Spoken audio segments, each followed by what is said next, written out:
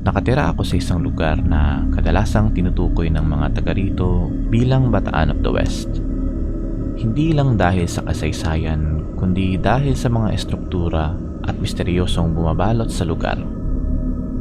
Simple lang naman ang buhay, pero sa bawat kanto ay tila may bagong kwento. Isa na roon ang karanasang hindi ko kailanman malilimutan. Taong 2015 noon nang ako ay magsimulang tumuntong sa kolehiyo. Isa sa mga pinakakilalang eskwelahan sa buong lalawigan ang napili kong pasukan. Isa ring pinakamatanda. Araw-araw ko yung dinadaanan noong high school pa lang ako. At laging may hatid na hiwaga tuwing titingnan ko ang lumang gusali mula sa labas. Maraming naririnig na kwento. Karamihan di ko sineseryoso. Hanggang sa maranasan ko mismo ang mag-isa.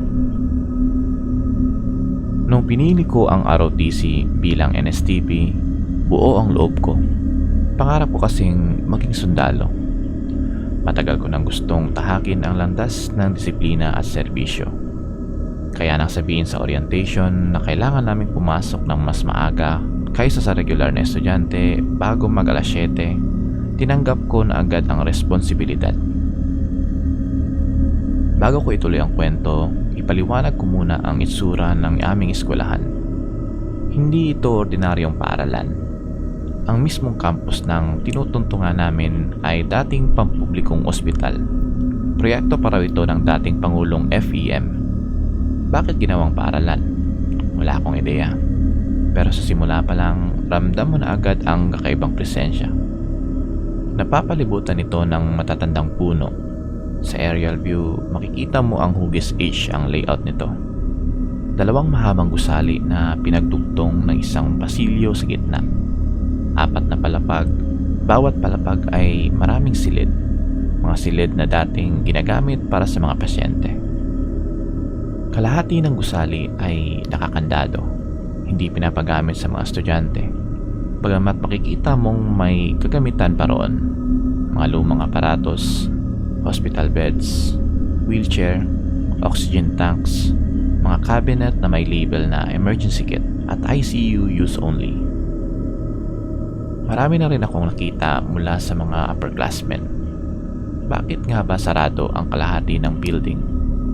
Bakit hindi ito ginagamit? Gayong ayos naman ang mga gamit. Wala raw malinaw na sagot. Puro haka-haka lang. Pero may iisang kasunduan ang lahat. May hindi dapat pakialaman sa lumang bahagi ng gusali. June 2015, bago pa pumutok ang araw, naganda na ako. Maaga akong tumating mga 6:30 AM. Sa oras na iyon, wala pang ibang estudyante. Ang mga tao lang sa loob ng campus ay ang gwardiya, ang janitor at ako. Tahimik ang buong eskwelahan. Hindi pa bumubukas ang mga tindahan. Walang ingay ng mga estudyante. Tanging tunog lang ng hangin at hampas ng walis sa semento ang maririnig. Tinungo ko ang basement kung saan naroon ang ROTC quarters. Doon daw talaga kami magtatambay tuwing wala pa ang klase. Pero noong orientation, hindi kami dinala doon. Ito ang unang beses kong pagbaba sa basement. Pagbukas ko ng pinto, agad akong sinalubong ng madilim at malamig na hangin. Walang bintana, mahaba ang pasilyo, ang ilaw ay kulang, may ilang patay. Ang iba ay umiilaw pero nagpi-flicker. Dama mo ang presensya ng lumang ospital. Habang naglalakad ako sa pasilyo, napansin kong may malaking kwarto sa gilid. Bukas ang pinto at bagamat walang tao, para bang may nagmamasid sa loob. Sa mismong tapat ng kwarto, biglang bumagsak ang temperatura. Wala namang aircon, wala ring ventilador, pero para akong binuhusan ng yelo. Pinilit kong hindi pansinin. Imahinasyon mo lang yan, bulong ko sa sarili. Tumuloy ako sa paglalakad papunta sa quarters. 10 metro na lang ang layo ko sa quarters nang biglang may narinig akong boses. Hindi lang isa, hindi lang 2 boses. Sabay-sabay. May lalaki, may babae, May tumatawa, may umiyak, may parang nagmumura, iba-ibang mga tono. Parang isang buong kwarto ng taong may iba-ibang emosyon. Lahat sabay-sabay, nagsasalita sa likod mo. Wala akong kasama. Alam kong wala pang tao sa quarters. Sarado pa ang pinto. Ako lang ang ROTC cadet na andoon ng ganoon kaaga. Nanginig ang katawan ko. Para akong binuhusan ng malamig na tubig. Nanigas ang mga tuhod ko. Unti-unti akong umatras at eksakto natapat ako sa malamig na kwarto. Mas lumamig pa. Parang hinihigop ang init mula sa katawan ko. Hindi ko na kinaya. Tumakbo ako. Wala na akong pakialam kung madapa ako. Gusto ko lang makalayo. Ang hagdan papunta sa first floor ay tila napakalayo. Sa bawat hakbang ko, parang may humahabol. Tinitingnan ko ang saglit ng koridor. Wala akong makita. Pero ramdam ko na may nakatitig. Nasa likod ko, sa taas ko, sa gilid ko. Pero wala akong lakas ng loob na lumingon. Pawis na pawis ako at halos maiyak sa takot.